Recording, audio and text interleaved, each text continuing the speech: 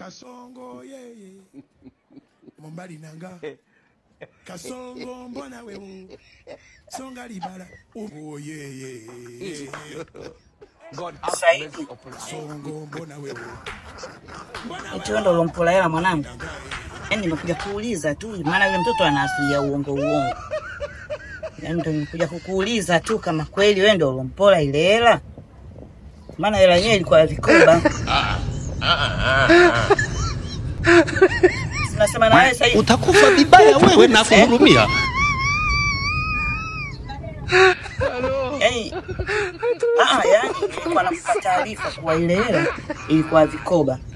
Sio nyingi sana ila yule mtoto ana uongo, kwa hiyo nilikuwa nakuuliza kama ulichukua wewe. Kama ulichukua wewe basi yani hiyo kama nimekupa tu sawa. Gile mala. Kwa na deni.